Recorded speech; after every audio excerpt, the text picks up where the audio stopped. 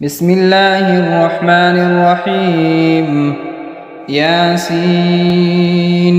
والقرآن الحكيم إنك لمن المرسلين على صراط مستقيم تنزيل العزيز الرحيم لتنذر قوما ما أنذر آباؤهم فهم غافلون لقد حق القول على أكثرهم فهم لا يؤمنون إنا جعلنا في أعناقهم أغلالا فهي إلى الأذقان فهم مقمحون وجعلنا من بين أيديهم سدا ومن خلفهم سدا فأغشيناهم فهم لا يبصرون وسواء عليهم أأنذرتهم أم لم تنذرهم لا يؤمنون إنما تنذر من اتبع الذكر وخشي الرحمن بالغيب فبشره بمغفرة وأجر كريم إنا نحن نحيي الموتى ونكتب ما قدموا وآثارهم وكل شيء أحصيناه في إمام مبين واضرب لهم مثلا أصحاب القرية إذ جاءها المرسلون إذ أرسلنا إليهم اثنين فكذبوهما فعززنا بثالث فقالوا إنا إليكم مرسلون قالوا ما أنتم إلا بشر مثلنا وما أنزل الرحمن من شيء إن أنتم إلا تكذبون قالوا ربنا يعلم إنا إليكم لمرسلون وما علينا إلا البلاغ المبين قالوا إنا تطيرنا بكم لئن لم تنتهوا لنرجمنكم وليمسنكم منا عذاب أليم قالوا طائركم معكم أئن ذكرتم بل أنتم قوم مسرفون وجاء من أقصى المدينة رجل يسعى قال يا قوم اتبعوا المرسلين اتبعوا من لا يسألكم أجرا وهم مهتدون وما لي لا أعبد الذي فطرني وإليه ترجعون أأتخذ من دونه آلهة إن يردني الرحمن بضر لا تغن عني شفاعتهم شيئا ولا ينقذون إني إذا لفي ضلال مبين إني آمنت بربكم فاسمعون قيل ادخل الجنة قال يا ليت قومي يعلمون بما غفر لي ربي وجعلني من المكرمين وما أنزلنا على قومه من بعده من جند من السماء وما كنا منزلين إن كانت إلا صيحة واحدة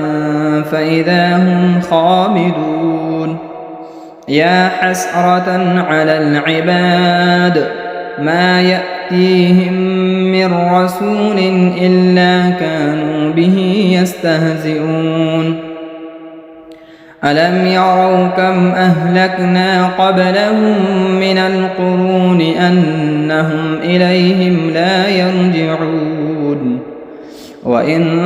كل لما جميع لدينا محضرون وآية لهم الأرض الميتة أحييناها وأخرجنا منها حبا فمنه يأكلون وجعلنا فيها جنات من نخيل وأعناب وفجرنا فيها من العيون ليأكلوا من ثمره وما عملته أيديهم أفلا يشكرون سبحان الذي خلق الأزواج كلها مما تنبت الأرض ومن أنفسهم ومما لا يعلمون وآية لهم الليل نسلخ منه النهار فإذا هم مظلمون والشمس تجري لمستقر لها ذلك تقدير العزيز العليم والقمر قدرناه منازل حتى عاد كالعرجون القديم لا الشمس ينبغي لها أن تدرك القمر ولا الليل سابق النهار وكل في فلك يسبحون وآية لهم أنا حملنا ذريتهم في الفلك المشحون وخلقنا لهم من مثله ما يركبون وإن نشأ نغرقهم فلا صريخ لهم ولا هم ينقذون إلا رحمة منا ومتاعا إلى حين وإذا قيل لهم اتقوا ما بين أيديكم وما خلفكم لعلكم ترحمون وما تأتيهم من آية من آيات ربهم إلا كانوا عنها معرضين وإذا قيل لهم أنفقوا مما رزقكم الله قال الذين كفروا للذين آمنوا أنطعم من لو يشاء الله أطعمه إن أنتم إلا في ضلال مبين ويقولون متى هذا الوعد إن كنتم صادقين ما ينظرون إلا صيحة واحدة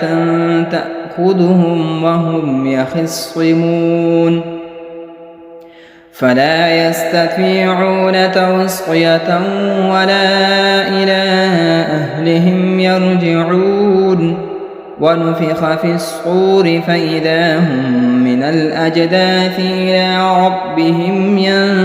ينسلون قالوا يا ويلنا من بعثنا من مرقدنا هذا ما وعد الرحمن وصدق المرسلون إن كانت إلا صيحة واحدة فإذا هم جميع لدينا محضرون فاليوم لا تظلم نفس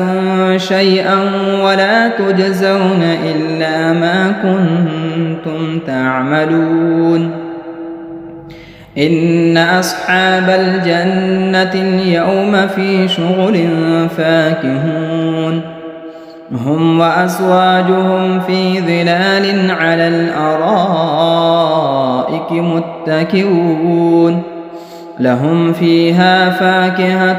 ولهم ما يدعون سلام قولا من رب رحيم وامتازوا اليوم أيها المجرمون ألم أعهد إليكم يا بني آدم أن لا تعبدوا الشيطان إنه لكم عدو مبين وأن اعبدوني هذا صراط مستقيم ولقد أضل منكم جبلا كثيرا أفلم تكونوا تعقلون هذه جهنم التي كنتم توعدون اصلوها اليوم بما كنتم تكفرون اليوم نختم على أفواههم وتكلمنا أيديهم وتشهد أرجلهم بما كانوا يكسبون ولو نشاء لطمسنا على أعينهم فاستبقوا الصراط فأنى يبصرون ولو نشاء لمسخناهم على مكانتهم فما استطاعوا مضيا ولا يرجعون ومن نعمره ننكسه في الخلق أفلا يعقلون وما علمناه الشعر وما ينبغي له إن هو إلا ذكر وقرآن مبين لينذر من كان حيا ويحق القول على الكافرين أولم يروا أنا خلقنا لهم مما عملت أيدينا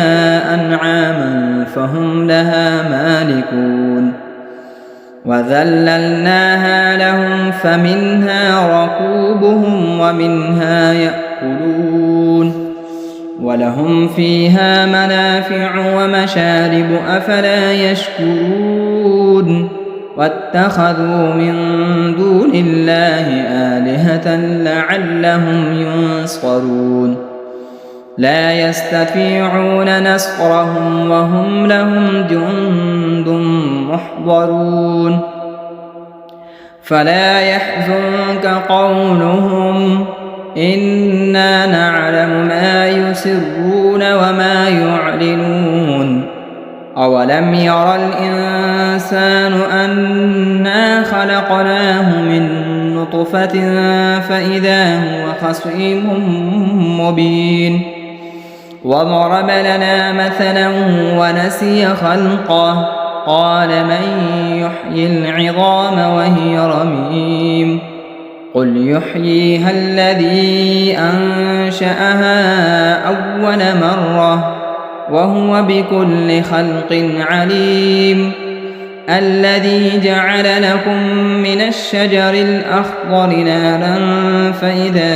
أنتم منه توقدون أوليس الذي خلق السماوات والأرض بقادر على أن يخلق مثلهم بلى وهو الخلاق العليم إنما أمره إذا أراد شيئا أن يقول له كن فيكون فسبحان الذي بيده ملكوت كل شيء وإليه ترجعون بسم الله الرحمن الرحيم الرحمن علم القرآن خلق الإنسان علمه البيان الشمس والقمر بحسبان والنجم والشجر يسجدان والسماء رفعها ووضع الميزان ألا تطغوا في الميزان وأقيموا الوزن بالقسط ولا تخسروا الميزان والأرض وضعها للأنام فيها فاكهة والنخل ذات الأكمام والحب ذو العصف والريحان فبأي آلاء ربكما تكذبان خلق الإنسان من صلصال كالفخار وخلق الجان من مارج من نار فبأي آلاء ربكما تكذبان رب المشرقين ورب المغربين فبأي آلاء ربكما تكذبان مرج البحرين يلتقيان بينهما برزخ لا يبغيان فبأي آلاء ربكما تكذبان يخرج منهما اللؤلؤ والمرجان فبأي آلاء ربكما تكذبان وله الجوار المنشآت في البحر كالأعلام فبأي آلاء ربكما تكذبان كل من عليها فان ويبقى وجه ربك ذو الجلال والإكرام فبأي آلاء ربكما تكذبان يسأله من في السماوات والأرض كل يوم هو في شأن فبأي آلاء ربكما تكذبان سنفرغ لكم أيها الثقلان فبأي آلاء ربكما تكذبان يا معشر الجن والإنس إن استطعتم أن تنفذوا من أقطار السماوات والأرض فانفذوا لا تنفذون إلا بسلطان فبأي آلاء ربكما تكذبان يرسل عليكما شؤاد من نار ونحاس فلا تنتصران فبأي آلاء ربكما تكذبان فإذا انشقت السماء فكانت وردة كالدهان فبأي آلاء ربكما تكذبان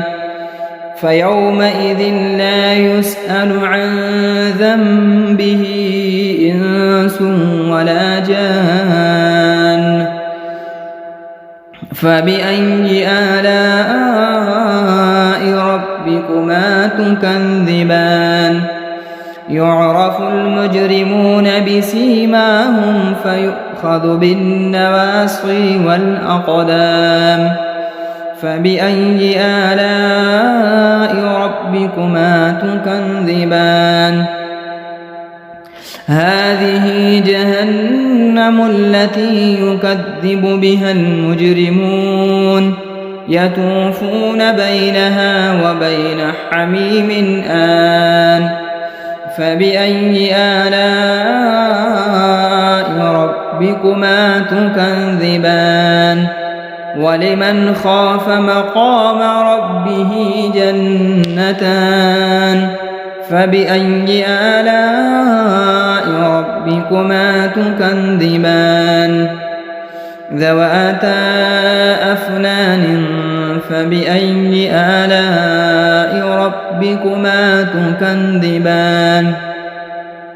فيهما عينان تجريان فبأي آلاء ربكما تكذبان فيهما من كل فاكهة زوجان فبأي آلاء ربكما تكذبان متكئين على فرش بطائنها من استبرق وجنى الجنتين دان فبأي آلاء ربكما تكذبان فيهن قاصرات الطرف لم يطمثهن إنس قبلهم ولا جان فبأي آلاء ربكما تكذبان كأنهن الياقوت والمرجان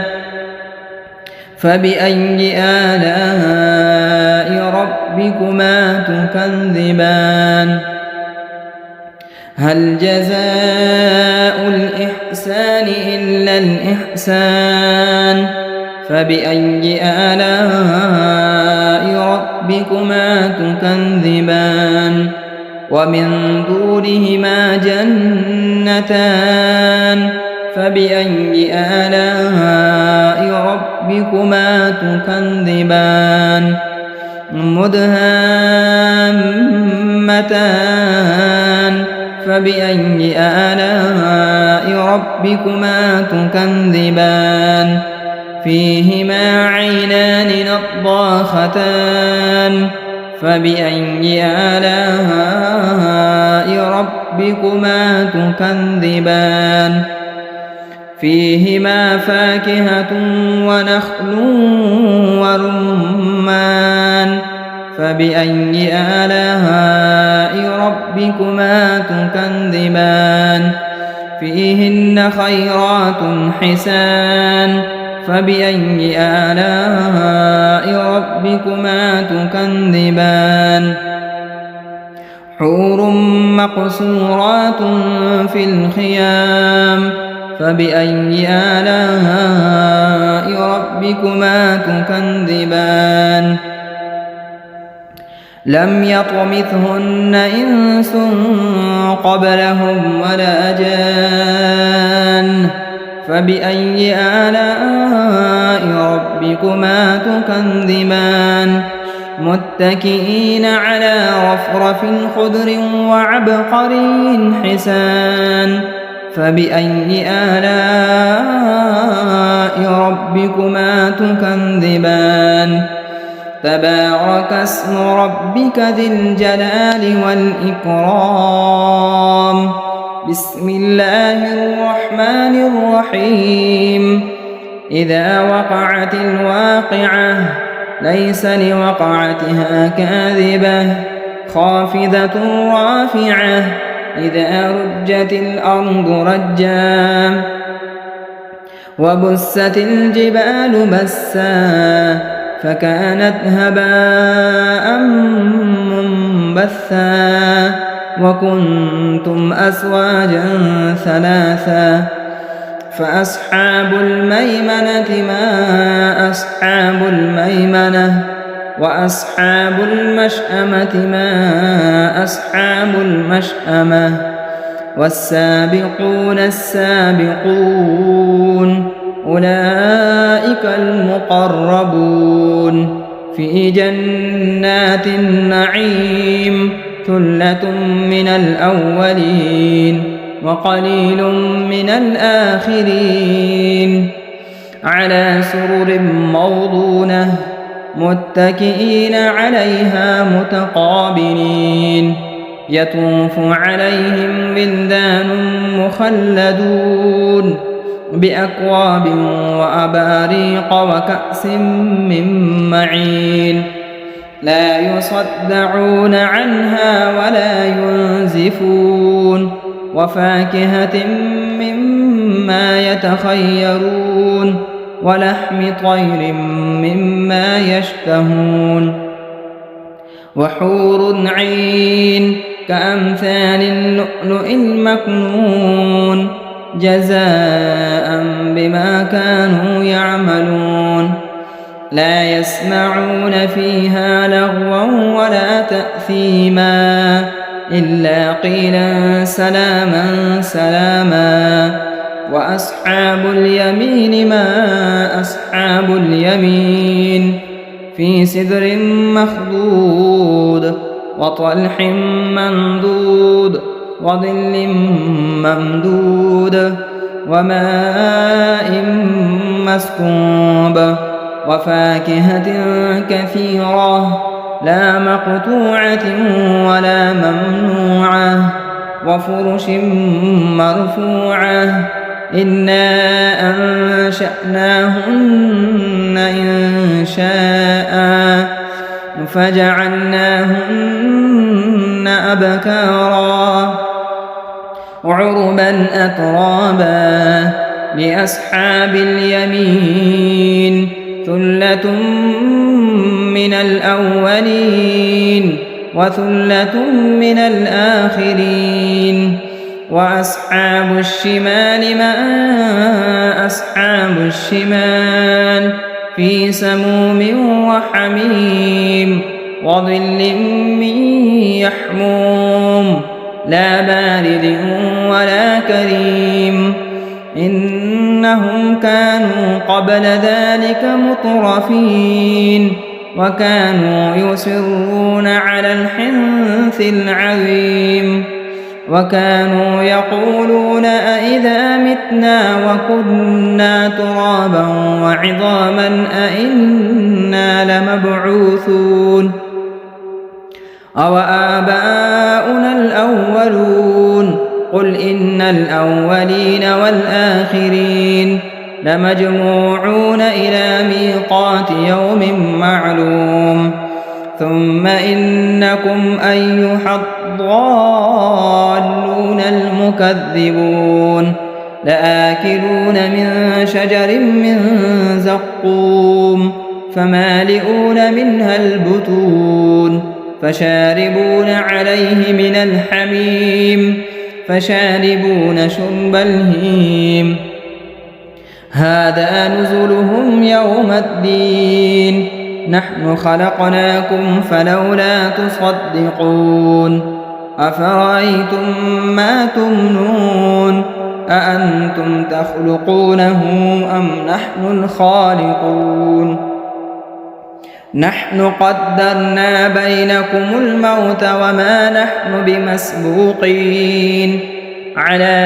أن نبدل أمثالكم وننشئكم فيما لا تعلمون ولقد علمتم النشأة الأولى فلولا تذكرون أفرأيتم ما تحرثون أأنتم تزرعونه أم نحن الزارعون لو نشاء لجعلناه حطاما فظلتم تفكهون إنا لمغرمون بل نحن محرومون أفرأيتم الماء الذي تشربون أأنتم أنزلتموه من المزن أم نحن المنزلون لو نشاء جعلناه أجاجا فلولا تشكرون أفرأيتم النار التي تورون أأنتم أنشأتم شجرتها أم نحن المنشئون نحن جعلناها تذكرة ومتاعا للمقوين فسبح باسم ربك العظيم فلا أقسم بمواقع النجوم وإنه لقسم لو تعلمون عظيم إنه لقرآن كريم في كتاب مكنون لا يمسه إلا المطهرون تنزيل من رب العالمين أفبهذا الحديث أنتم مدهنون وتجعلون رزقكم أنكم تكذبون فلولا إذا بلغت الحلقوم وأنتم حينئذ تنظرون ونحن أقرب إليه منكم ولكن لا تبصرون فلولا إن كنتم غير مدينين ترجعونها إن كنتم صادقين فأما إن كان من المقربين فروح وريحان وجنة نعيم وأما إن كان من أصحاب اليمين فسلام لك من أصحاب اليمين وأما إن كان من المكذبين الضالين فنزل من حميم وتصلية جحيم إن هذا لهو حق اليقين فسبح باسم ربك العظيم بسم الله الرحمن الرحيم تبارك الذي بيده الملك وهو على كل شيء قدير الذي خلق الموت والحياة ليبلوكم أيكم أحسن عملا وهو العزيز الغفور الذي خلق 7 سماوات طباقا ما ترى في خلق الرحمن من تفاوت فارجع البصر هل ترى من فتور ثم ارجع البصر كرتين ينقلب إليك البصر خاسئا وهو حسير ولقد زينا السماء الدنيا بمصابيح وجعلناها رجوما للشياطين وأعتدنا لهم عذاب السعير وللذين كفروا بربهم عذاب جهنم وبئس المصير إذا ألقوا فيها سمعوا لها شهيقا وهي تفور تكاد تميز من الغيظ كلما ألقي فيها فوج سألهم خزنتها ألم يأتكم نذير قالوا بلى قد جاءنا نذير فكذبنا وقلنا ما نزل الله من شيء إن أنتم إلا في ضلال كبير وقالوا لو كنا نسمع أو نعقل ما كنا في أصحاب السعير فاعترفوا بذنبهم فسحقا لأصحاب السعير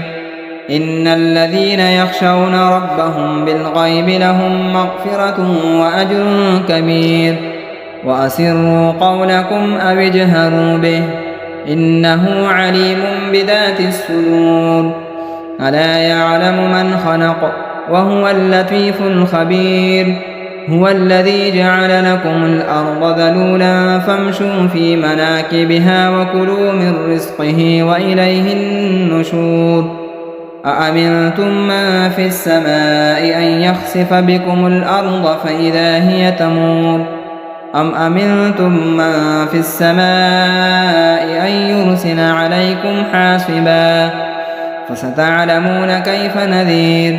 ولقد كذب الذين من قبلهم فكيف كان نكير أولم يروا إلى الطير فوقهم صافات ويقبض ما يمسكهن إلا الرحمن إنه بكل شيء بصير أمن هذا الذي هو جند لكم ينصركم من دون الرحمن إن الكافرون إلا في غرور أمن هذا الذي يرزقكم إن أمسك رزقه بل لجوا في عتو ونفور أفمن يمشي مكبا على وجهه أهدى أمن يمشي سويا على صراط مستقيم قل هو الذي أنشأكم وجعل لكم السمع والأبصار والأفئدة قليلا ما تشكرون قل هو الذي ذرأكم في الأرض وإليه تحشرون ويقولون متى هذا الوعد إن كنتم صادقين قل إنما العلم عند الله